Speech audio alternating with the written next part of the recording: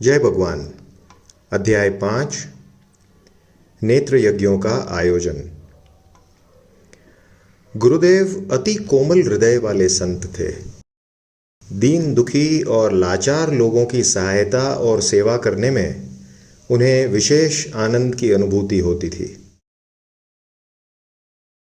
चित्रकूट आने के पहले बंगाल में प्रवास के दौरान उन्होंने न केवल अकाल के समय राहत शिविरों का आयोजन कर हजारों भूखे लोगों के प्राणों की रक्षा की थी, वरन अनेक नेत्र शिविरों का भी आयोजन किया था। चित्रकूट क्षेत्र में एक बार भ्रमण करते हुए गुरुदेव ने देखा कि लाठी के सहारे चल रहा एक वृद्ध ठोकर खाकर औंधे मुंह गिर पड़ा और उसके माथे से खून बहने लगा। वे उसके पास गए और उसे उठाया। पूछने पर मालूम पड़ा कि मोतियाबिंद के कारण उसे ठीक से दिखाई नहीं देता। उसकी विवशता देखकर गुरुदेव भाव विह्वल हो गए। उनके शब्दों में, आदिवासी क्षेत्र, अनपढ़ गरीब जनता कौन जाकर मोतियाबिंद उतरवाए। कितनी बेबसी, केवल थोड़े से इलाज के अभाव में मृत्यु पर्यंत अंधापन। इस घटना ने उन्हें इतनी गहराई तक स्पर्श किया कि उन्होंने तभी मोतियाबिंद उतरवाने के लिए ग्रामीण और पिछड़े क्षेत्रों में नेत्र शिविरों के आयोजन का मन ही मन संकल्प कर लिया। वस्तुतः इस घटना के पश्चात उन्होंने अपना शेष जीवन दीन दुखी लोगों को स्वास्थ्य चिकित्सा और शिक्षा सुविधाएं उपलब्ध कराने तथा प्राकृतिक आपदाओं के समय आपदाग्रस्त लोगों को राहत पहुंचाने के कार्यों को समर्पित कर दिया। उक्त घटना के कुछ समय बाद जब वे भ्रमण पर सौराष्ट्र पहुंचे, तब राजकोट के ठाकुर साहब का परिवार राजकुमारी कनकबा के असामयिक निधन से शोक में डूबा हुआ था। ठाकुर साहब गुरुदेव के भक्त थे। गुरुदेव उन्हें सांत्वना देने के लिए उनके निवास पर गए। विदाई के समय ठाकुर साहब ने उनके श्री चरणों में 15,000 रुपए का एक लिफाफा रख दिया और निवेदन किया कि वे उस राशि का उपयोग राजकुमारी कनकबा की स्मृति में परोपकार के किसी भी कार्य में कर लें। गुरुदेव ने इस दान को अंधत्व के अभिशाप से ग्रस्त दीन लाचार लोगों को दृष्टि प्रदान के उनके संकल्प की पूर्ति में ईश्वरीय सहयोग मानकर स्वीकार कर लिया। परंतु दान की यह राशि नेत्र यज्ञ के आयोजन में संभवित खर्च के लिए पर्याप्त नहीं थी। कुछ दिनों बाद जब गुरुदेव मुंबई पहुंचे तो वहां उनके दर्शनार्थ उनके भक्त नेणसी भाई तन्ना के सुपुत्र देवकरण तथा हर्षद आए। उनकी मां भी अंधत्व का कष्ट झेलते हुए परलोक सिधारी थीं। ये दोनों भाई अपनी मां के नाम पर कुछ परोपकार का कार्य करना चाहते थे। गुरुदेव ने उन्हें नेत्र यज्ञ में सहयोग देने की सलाह दी, जो उन्होंने शिरोधार्य कर ली। इस प्रकार नेत्र शिविर के लिए वित्तीय व्यवस्था हो जाने पर गुरुदेव ने नवंबर 1950 में चित्रकूट में एक नेत्र यज्ञ के आयोजन का कार्यक्रम बनाया। इस आयोजन को उन्होंने कनकबा नेत्र यज्ञ का नाम दिया। नेत्र शिविर को नेत्र यज्ञ का नाम देने के पीछे उनका उद्देश्य परोपकार के इस पुनीत कार्य में अपने सेवाभावी अनुयायियों को भावात्मक रूप से जोड़ना था। सेवा या कल्याण की भावना से किया जाने वाला कोई भी कार्य यज्ञ स्वरूप हो जाता है।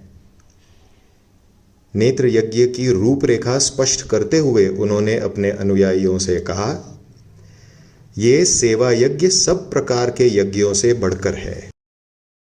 इसमें संपत्ति दान है, अन्नदान है, श्रमदान है और मनोदान भी है। कई लोगों को पुनः नेत्र ज्योति पाने का जो संतोष और आह्लाद होगा, उससे हमें एक अनुपम संतुष्टि मिलेगी। यह सबके सहयोग से किया जाता है, इसलिए किसी को भी मैंने किया इस प्रकार का अहम करने का कोई अवसर नहीं है।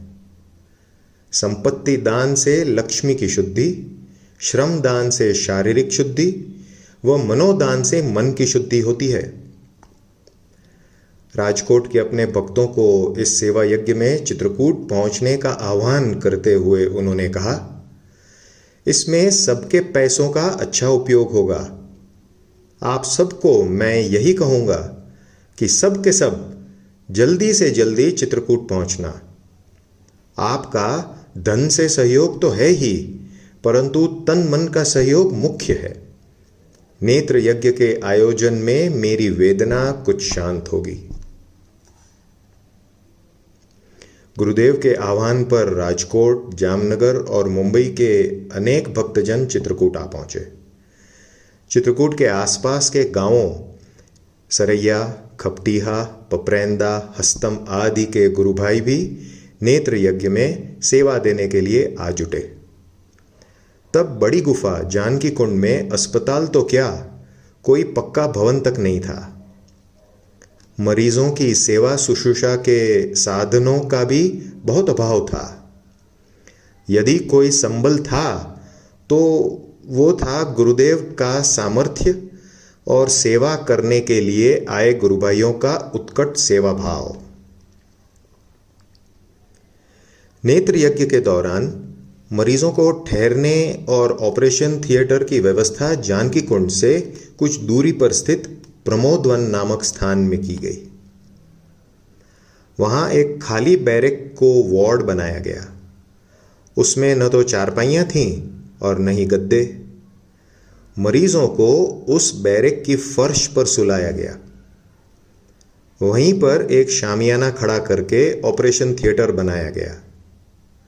दिनांक 15 नवंबर 1950 की सुबह ईश्वर की प्रार्थना और मंत्रोच्चार के बीच गुरुदेव ने नेत्र यज्ञ का शुभारंभ किया। सर्जन थे राजकोट के सेवाभावी डॉक्टर और गुरुदेव के शिष्य डॉक्टर रतिलाल शाह। बैरक के मरीजों को बारी बारी से मूंज की चारपाई पर लिटाकर ऑपरेशन थिएटर शामियाना में लाया जाता। जिस चारपाई पर लिटाकर मरीज को लाया जाता वही ऑपरेशन टेबल का काम करती। ऑपरेशन के बाद उसी चारपाई में मरीज को बैरक में पहुंचाकर लिटा दिया जाता और फिर उसी चारपाई पर दूसरे मरीज को लाया जाता।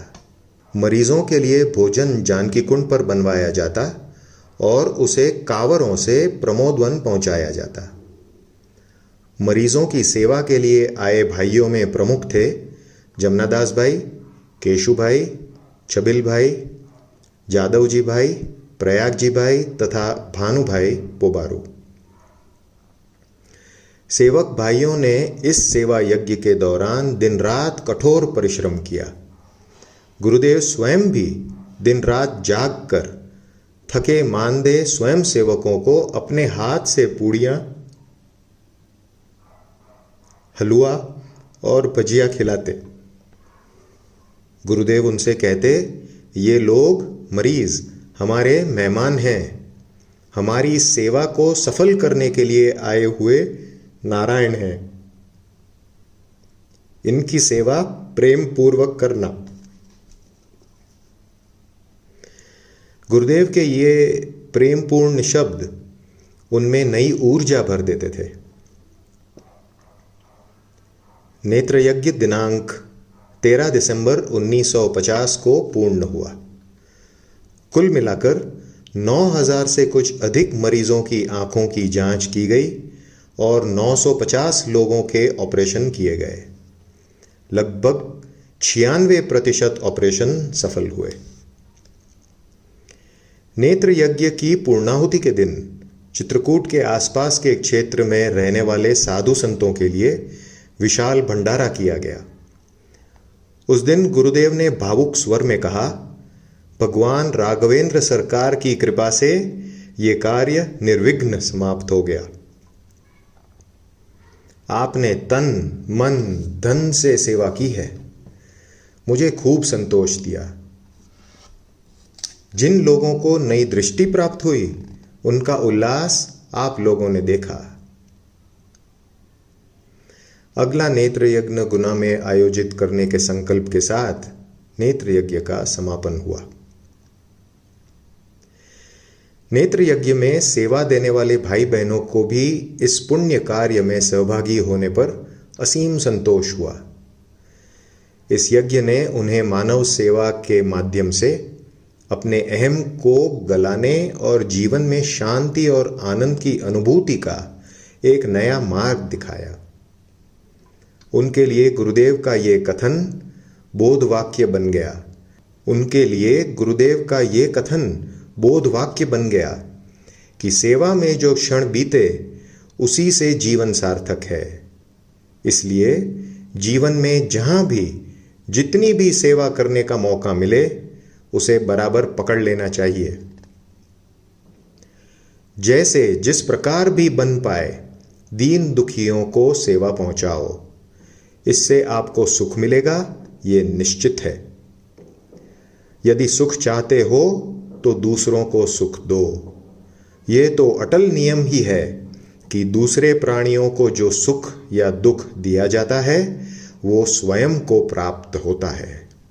सुखम वा यदि वा दुखम यत्किंचित क्रियते परे ततस्तुतु पुनः पश्चात सर्वमात्मनि जायते।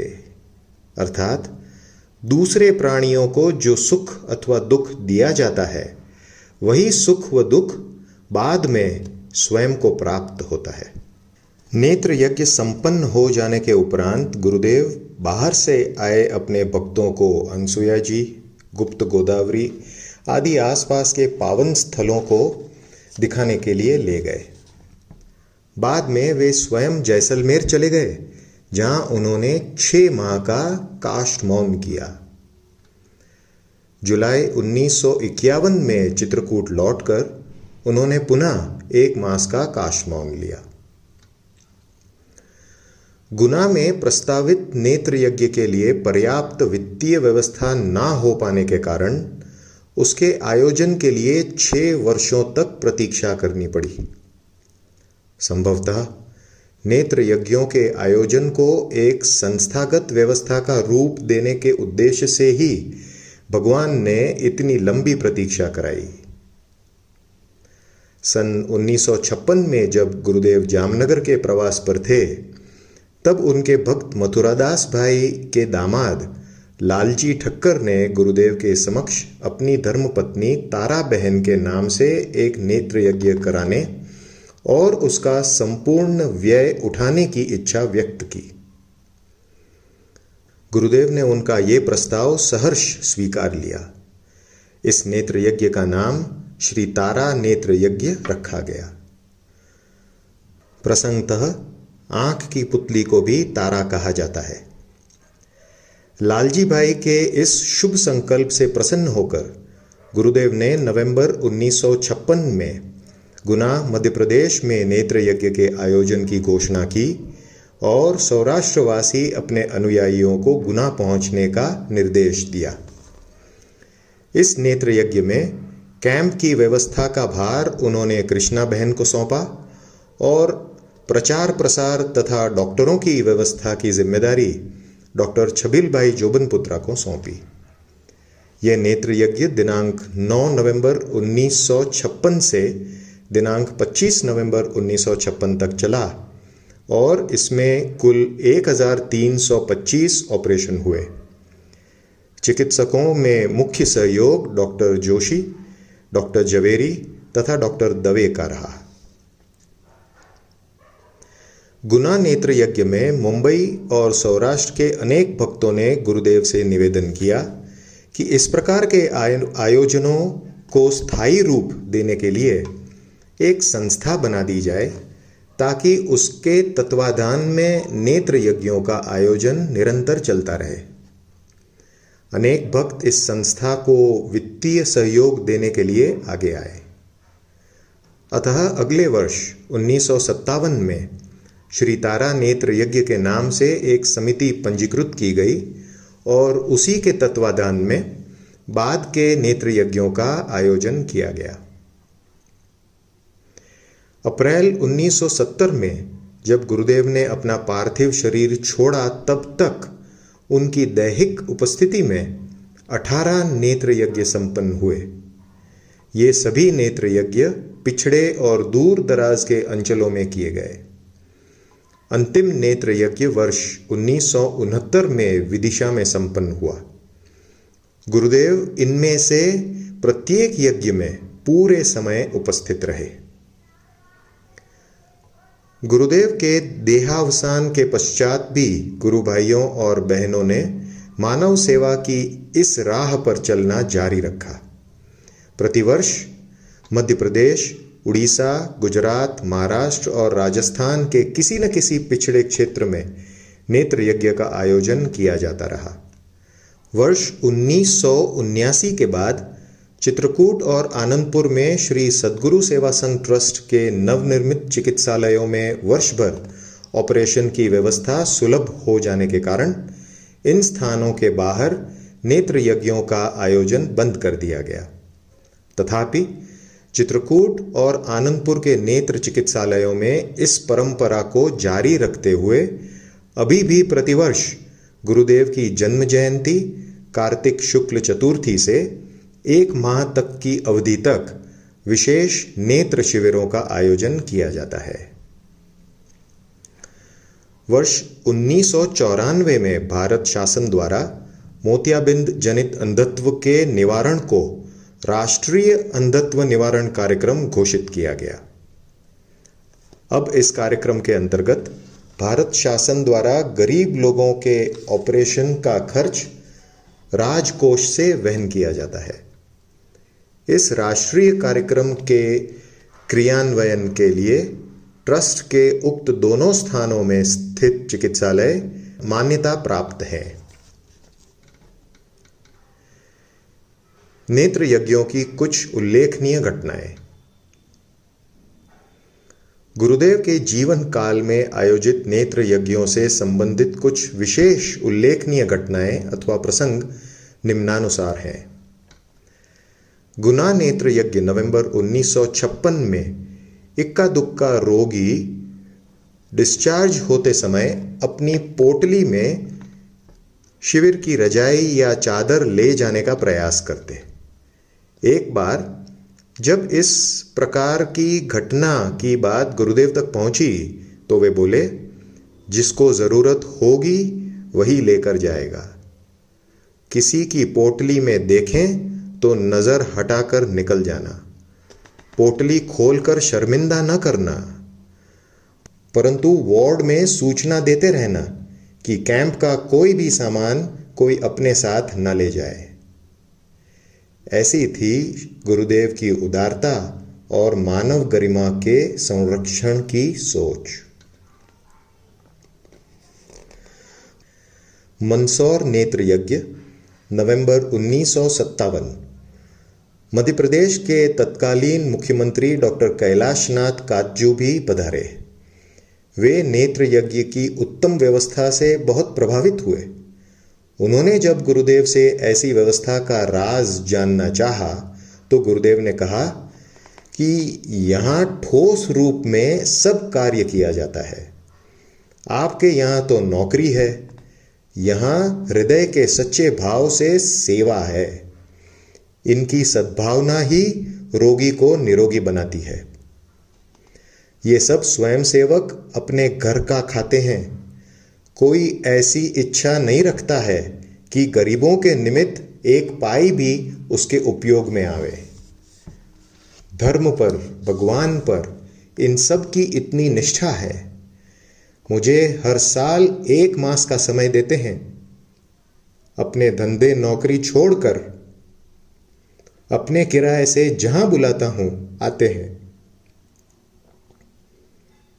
अपना खाते हैं और सब प्रकार की असुविधा सहन करके भी सेवा में सहयोग देकर प्रसन्नतापूर्वक चले जाते हैं। जो किसी भी प्रकार की आशा नहीं रखता हो वही सच्ची सेवा कर सकता है। पूरी लगन से, निस्वार्थ भाव से जो सेवा की जाती है वो कभी भी निष्फल नहीं होती।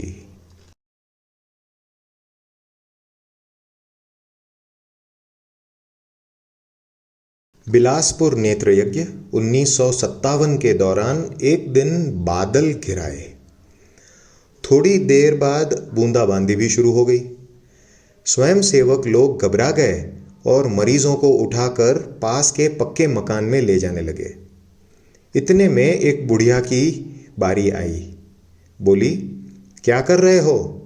सेवक बोले कि बारिश हो रही है, इसलिए तुम्हें भीगने से बचाने के लिए सूखी जगह में ले जा रहे हैं। वो बड़े ही आत्मविश्वास से बोली, इतना बड़ा धर्म का काम हो रहा है, क्या भगवान सो जाएगा?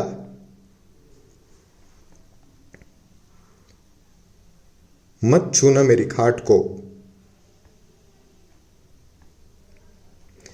यहां पर कभी वर्षा नहीं आ सकती। उसके विरोध को देखते हुए उसे वहीं पड़े रहने दिया गया और सच में भगवान की ऐसी कृपा हुई कि बूंदाबांदी थम गई।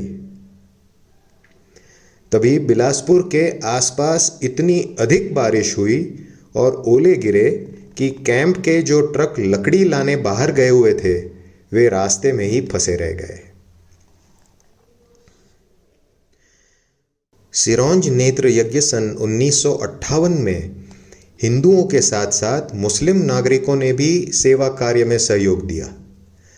यज्ञ की पूर्णाहुति के अवसर पर हिंदुओं ने सत्यनारायण की कथा और भजन का कार्यक्रम रखा तथा मुस्लिम बिरादरी ने कव्वाली और मोहलत का जलसा आयोजित किया।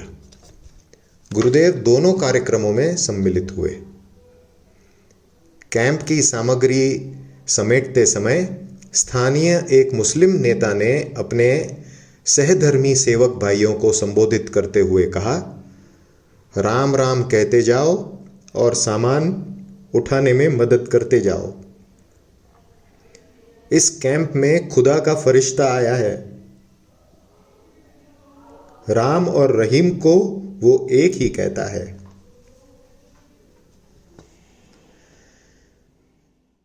जगदलपुर नेत्र यज्ञ सन 1958 की पूर्णाहुति के अवसर पर गुरुदेव ने कहा कि आप समझ ही गए होंगे कि आदिवासी क्षेत्र में नेत्र यज्ञ क्यों रखा।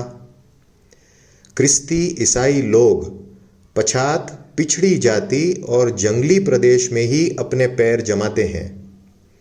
धर्म परिवर्तन के लिए आदिवासी क्षेत्र उत्तम होता है। लोग ईसाई बन रहे हैं, उसमें हमारे संकुचित विचार कारणभूत हैं। हमारे यहाँ आदिवासी क्षेत्र में कोई जाना पसंद नहीं करता। ये उपेक्षित प्रजा है, परंतु जब कोई ईसाई बनकर, पढ़ लिख कर, साहब बनकर आता है, तब हम लोग उन्हें सम्मान सहित कुर्सी पर बिठाते हैं और ऊपर से चाय भी पिलाते हैं। ये बात मानव सेवा और राहत कार्य के प्रति हमारी निष्क्रियता को खुली करती है। आदिवासी क्षेत्रों में सर्वप्रथम रोटी, कपड़ा, शिक्षा, दवाई, घर आदि की जरूरत है।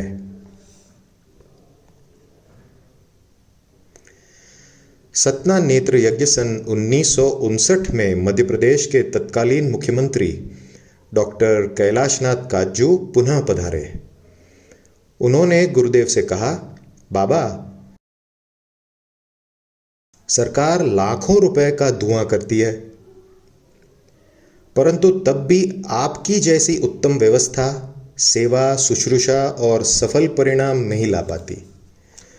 बहुत ही कम खर्च में आप ऐसा विकट कार्य आसानी से संपन्न कर देते हैं। इसका रहस्य क्या है? जवाब में पूज्य श्री ने सात्विक मुस्कान बिखेरी।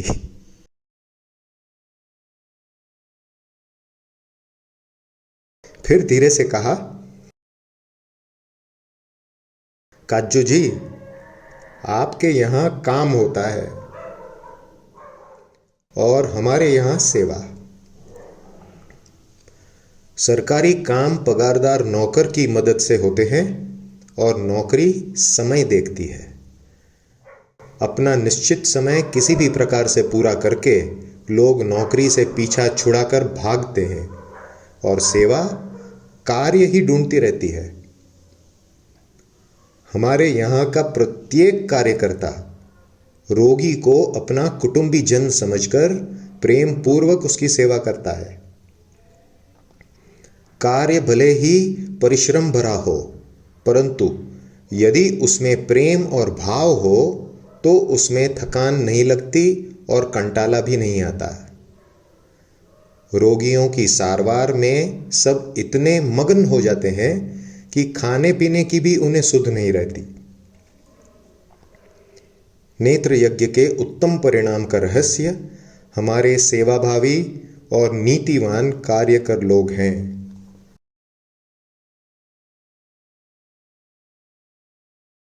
प्रारंभिक नेत्र यज्ञों का स्वरूप। नेत्र यज्ञों के प्रारंभिक वर्षों में सुविधाओं का भारी अभाव था। जिस स्थान पर नेत्र यज्ञ होने वाला हो, उसके आसपास के गांवों और कस्बों में प्रचार के लिए स्वयंसेवक सार्वजनिक स्थानों पर पोस्टर चिपकवाते थे और स्थानीय लोगों में पर्चे भी बांटते थे। स्वयंसेवक गण ये कार्य जीप और साइकिल में भ्रमण करके करते थे। नेत्र यज्ञ का आयोजन सामान्यतया किसी बड़े खुले मैदान में किया जाता। वहां पर बांस बल्ली और पटसन से अस्थायी वार्ड बनाए जाते।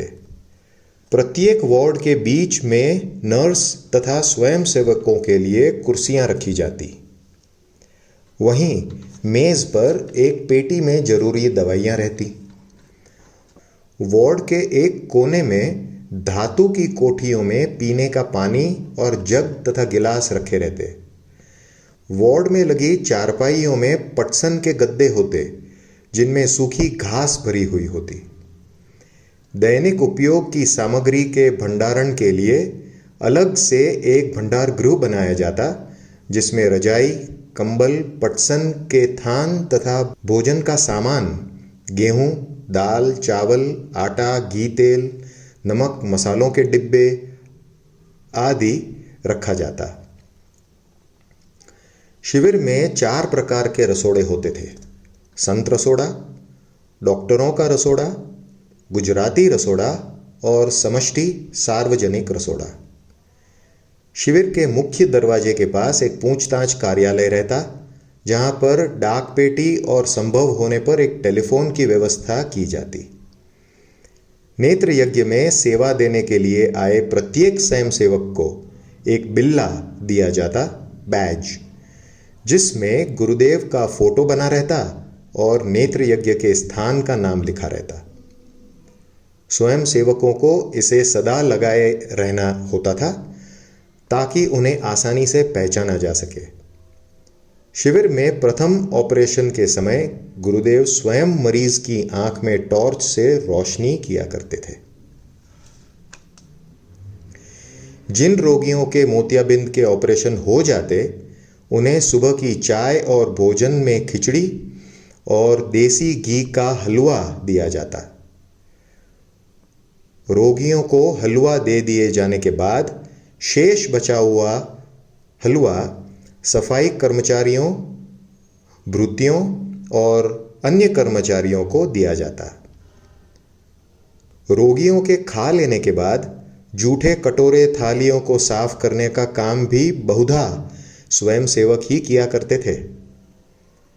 आखिरी दिन मरीजों को हलवा खिलाकर और नए वस्त्र पहनाकर सम्मान से विदा किया जाता था।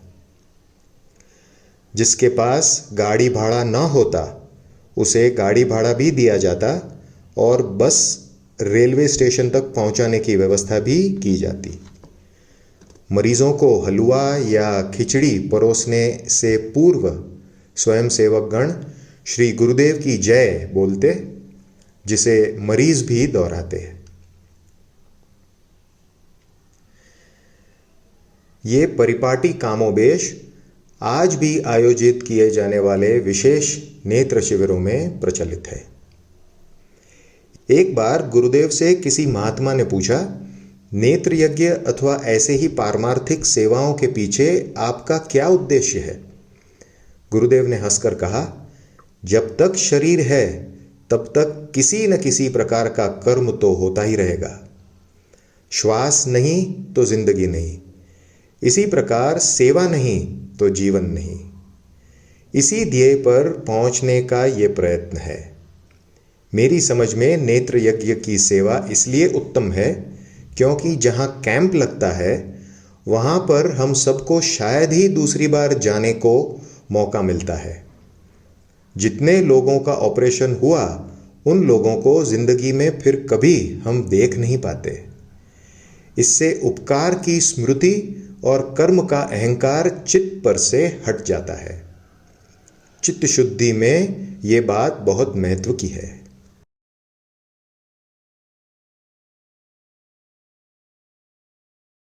सद्गुरु सेवा संघ ट्रस्ट की स्थापना। ऐसा प्रतीत होता है कि सन 1968 के आसपास गुरुदेव ने यह जान लिया था कि अब उनके साकेत गमन का समय निकट है। इसलिए उन्होंने मानव सेवा कार्यों को अविरत रूप से चलाते रहने के लिए धार नेत्र यज्ञ मार्च 1968 के समय अपने प्रिय भक्तों के समक्ष एक ट्रस्ट बनाने की इच्छा व्यक्त की और कहा कि मेरे पास अब अधिक समय नहीं है और मैं चाहता हूं कि मानव सेवा के कार्य इस ट्रस्ट के माध्यम से आगे जारी रहें। उनकी इच्छा का सम्मान करते हुए गुरु भाइयों ने नेत्र यज्ञ के समापन के दिन 30 मार्च 1968 को, जो कि रामनवमी का शुभ दिन था, श्री सद्गुरु सेवा संघ ट्रस्ट नाम से एक ट्रस्ट गठित करने का निश्चय किया। गुरुदेव ने श्री अरविंद भाई मफतलाल को ट्रस्ट का अध्यक्ष और 4 अन्य भाइयों को ट्रस्ट का सदस्य बनाने की घोषणा की। ट्रस्ट के इन सदस्यों में शामिल थे श्री जमनादास भाई पटेल इंदौर से, श्री मथुरादास भाई दत्ताणी जामनगर से, श्री वल्लभदास भाई टांक मुंबई से और श्री नरेंद्र भाई जसाणी गोंदिया से। इस अवसर पर गुरुदेव ने कहा, अरविंद, मैं आपको ऐसे स्वयंसेवक दे रहा हूं जो सोने जैसे तपाए हुए हैं। इन सब पर पूरा विश्वास रखना। ट्रस्टीगण से कहा, तुम सबको बहुत सहन करना पड़ेगा, परिश्रम करना पड़ेगा। इसका परिणाम 20-25 साल में दिखेगा। फिर एक दिन तुम्हारी यह संस्था अंतर्राष्ट्रीय बन जाएगी।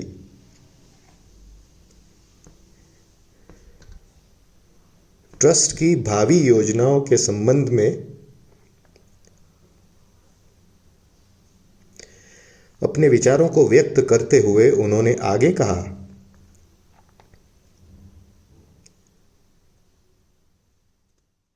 हम देहातों में स्कूल खोलेंगे। लड़कियों को नर्सिंग की ट्रेनिंग देनी है, उन्हें शिक्षक बनाना है, व्यवस्थापिका बनाना है। मुझे लड़कियों पर पूरा भरोसा है क्योंकि इनमें ममता सहज रूप से रहती है। मैं तुम सबके साथ हूं। ट्रस्ट का रजिस्ट्रेशन दिनांक 17 अगस्त 1968 को इंदौर में किया गया।